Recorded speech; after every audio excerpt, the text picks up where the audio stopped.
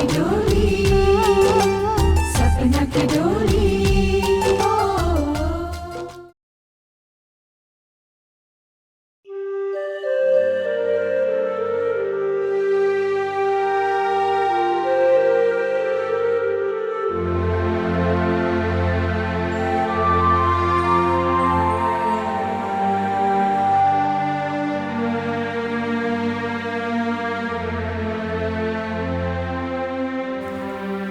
कैसन मझदार में पड़ गए बानी, नहीं डूबतानी, नहीं नहीं पार होवे के कोनो उम्मीद दिखता।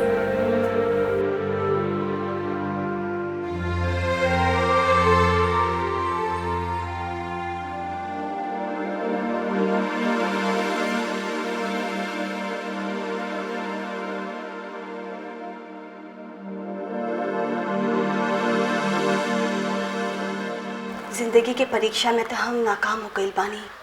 अब तोरा पर ही भरोसा बा। आशीर्वाद दो कि हम अपना उद्देश्य के पूरा कर सकी। विश्वा चला, देर हो जाए, 10 बजे से एग्जाम होला।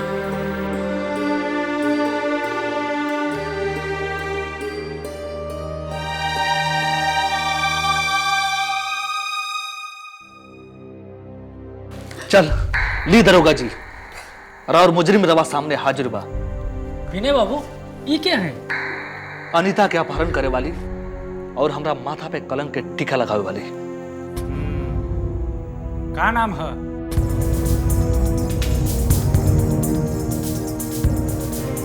बोल। हमार नाम कोमल बा। पूरा नाम?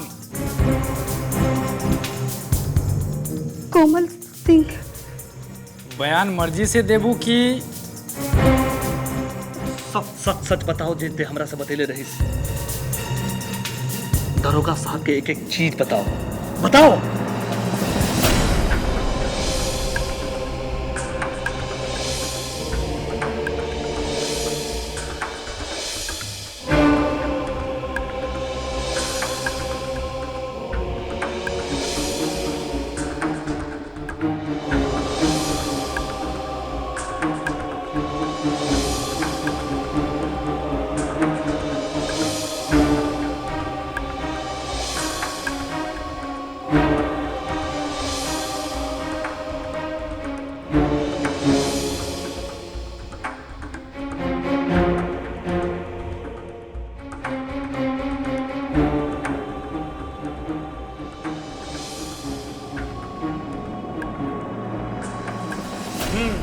ई बात बा। ऊ जो लड़का रहल तोहरे साथे, ओकर पता इला लिख के दे पे।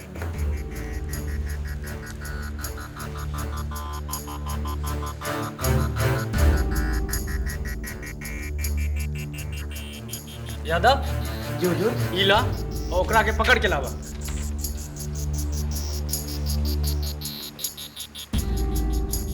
विनय बाबू अब रउआ के चिंता करे के जरूरत नहीं खे, सब कुछ साफ साफ हो गया।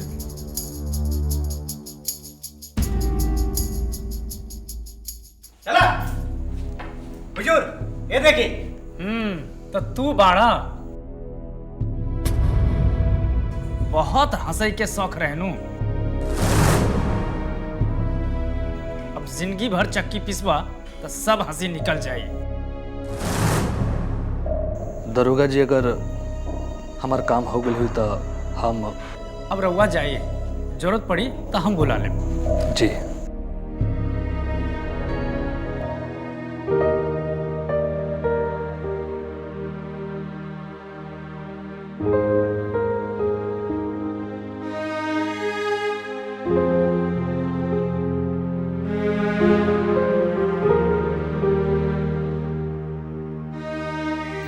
विश्वा, आज जौन रौनक तोरा चेहरा पे दिखा था ओकरा के हमेशा बनल रह दिया।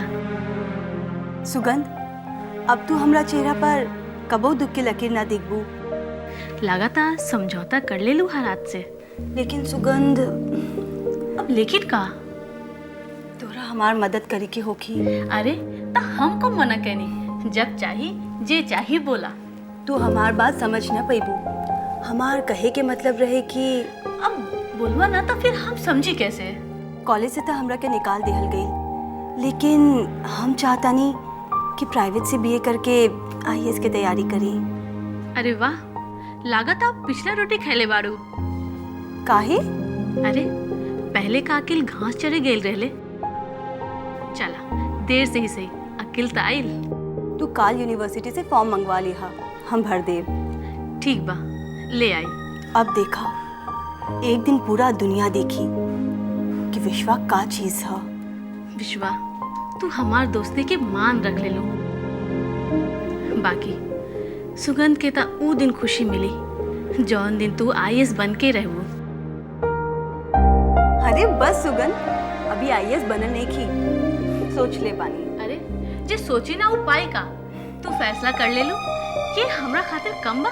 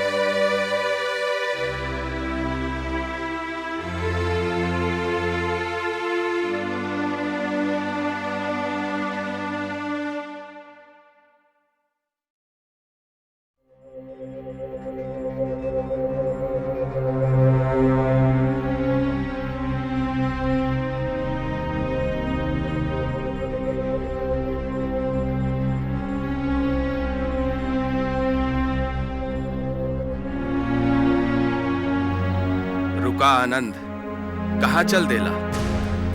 कब्बो सोचला एकर अंजाम का होखी? समाज का कही? कहीं मुंह दिखावे लायक ना रह जाइबा। अरे मूर्ख समाज के नजर में अनीता तहार पत्नी बाड़ी, सुख दुख के साथी, साथ फेरा के वचन याद करा। कहले रहिला जिंदगी पर साथ निभाए, ताप का हो गई? तू स्वार्थी बन गई बाड़ा आनंद, स्वार्थी। अनीता के प्यार के सहारा लेके तू श्यामली के पावे के ख्वाब देखा ताड़ा, और श्यामली तहरा मिली कि ना एकर कौनो भरोसा भी नहीं के। तू बहुत बड़ा गलती करे जा ताड़ा। तहार फैसला पूरा घर के तबाह कर दी, माई बाबूजी की इज्जत मटिया मेट हो जाए।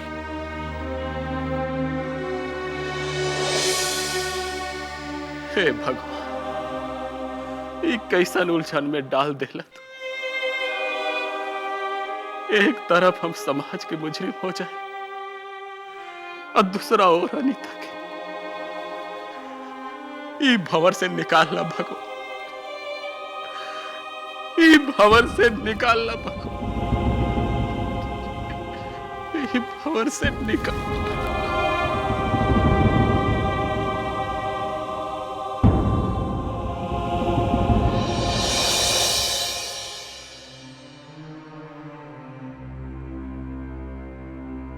विश्वा, हमने एग्जाम देवे की जाता नहीं, कोनो लड़ाई पे ना। देखा वैसे लेट हो गई, कोई लगते नहीं खे। सुगंध, अंदर से दिल में बेचैनी हो रहल बाप, पता ना का होगी। विश्वास सब ठीक होगी, तुहार मेहनत रंग लाई और तू सबसे ज्यादा नंबर से पास है वो। फिर भी आपन ही बेचैनी के का करी। विश्वा, भले ही तू अपन जीवन के इम्तिहान में लड़खड़ा गेलू, बाकी चोट के तू अपन ताकत बनाला। हर चोट सफलता की सीढ़ी होला। भले ही एक तरफ तरह के दुख मिला तो सुख भी मिली। घनघोर अंधेरा के बाद सुख की सूरज जरूर निकली। लेकिन ई सूरज कब निकली सुगंध? विश्वास समझला कि निकल गई। तू भोर के पहला किरण के सामने खड़ा बारू। अब ज्यादा सोचा मत, न तो ध्यान भटक जाई। विश्वा के ध्यान अब ना भटकी सुगंध। अब जिए के अंदाज हम सीख गए बानी। अपना हक के लड़ाई हम लड़ब तो जरूर, लेकिन रास्ता दूसर होगी। हर इरादा का बा? इरादा कामयाबी सुगंध, सिर्फ और सिर्फ कामयाबी। चला बस करा, बहुत हो गई। भीतर जा। चल।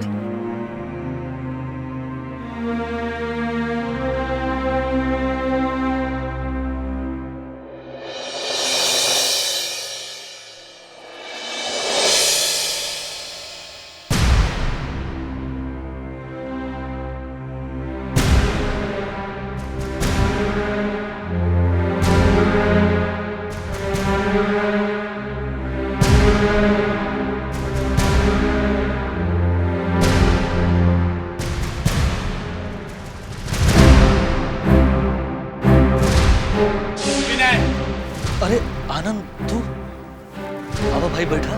हम यहाँ बैठे ना, तारा से कुछ पूछे आइल बानी। हमरा से? हाँ, अनीता से तहार रिश्ता का बा। ये सवाल के का मतलब आनंद? मतलब तब बिल्कुल साफ हो गइल बा विनय। का छुपावे की अब कोनो जरूरत नहीं है। दरोगा जी से हमरा के सब पता चल गइल बा कि तोहरे और अनीता के बीच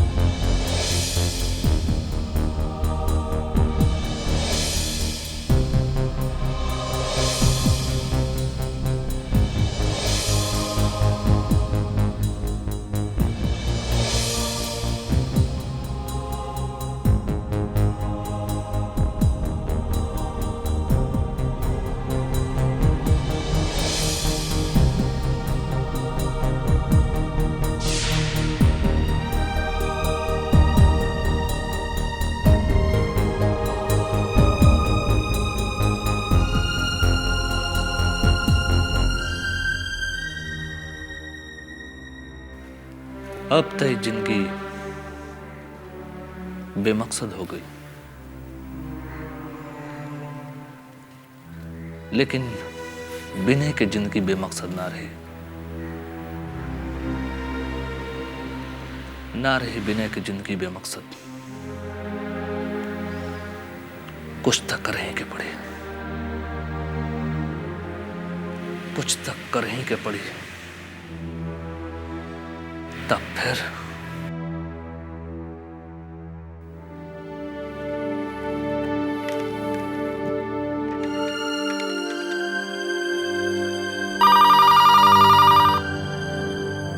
हेलो।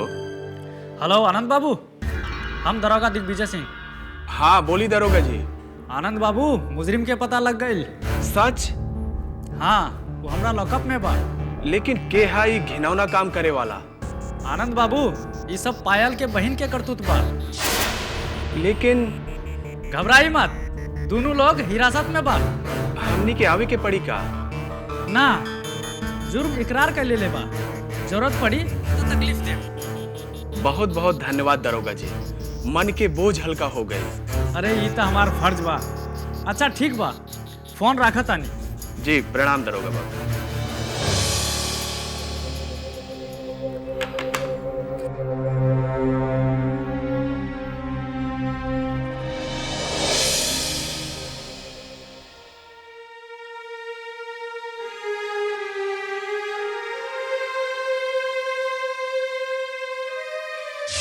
अब दुख के साया भी अपना ऊपर ना पड़े देव।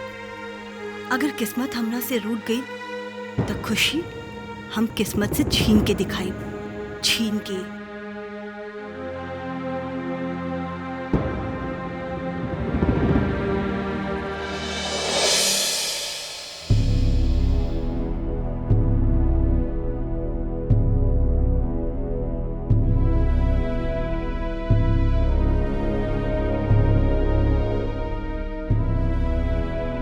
हेलो दरोगा जी, डॉक्टर अनीता सिंह के किडनैपिंग के केस के बारे में कार्रवाई कहाँ तक पहुँचल? शंकर बाबू, हम अपना मुखबिर से पता कैनी और राउर बात दोनों में बहुत समानता बा। हम अभी विनय से पूछताछ करके आले बानी। का कहे? शंकर बाबू, एक कानूनी मामला बा, धीरज रखी, मुजरिम हमरा हाथ से बच ना पाए।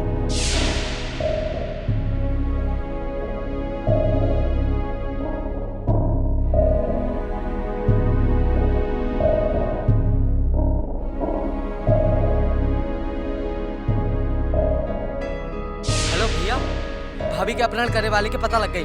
सच? भैया, भाभी ठीक कहते रही, वो विनय के यहाँ से ही पीछे लागल रहे। लेकिन भैया, भाभी से होकर का संबंध?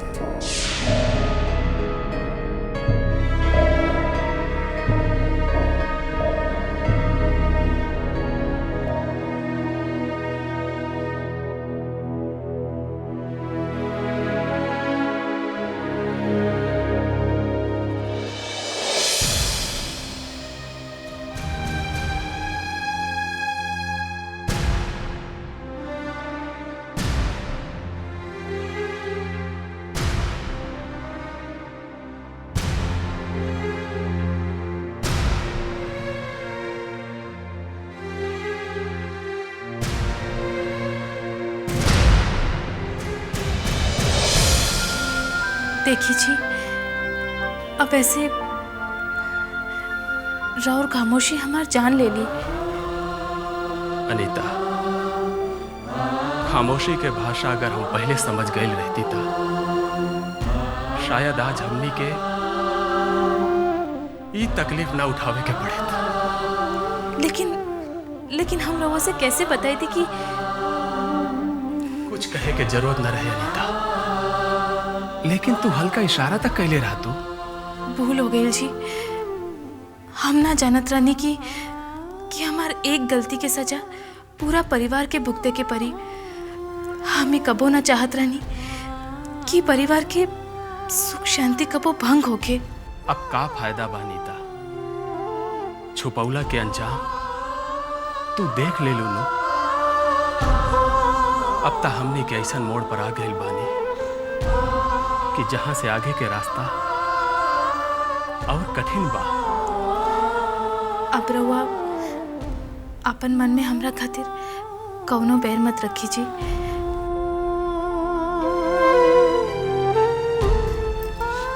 हो सकी तब हमरा के माफ कर दी।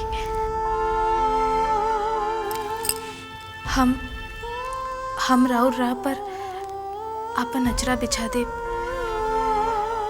दुख के एक कंकड़ गड़े से पहले ही हम अपन आग के पुतली से ओकरा चुन ले। अनीता, दिल में जौन गांठ बन गईल बा वो इतना मजबूत बा कि खुलले नहीं के खुलत। अपन प्यार से हम दिल के हर गांठ खोल दे, हर गांठ। बहुत मुश्किल बा अनीता, बहुत मुश्किल।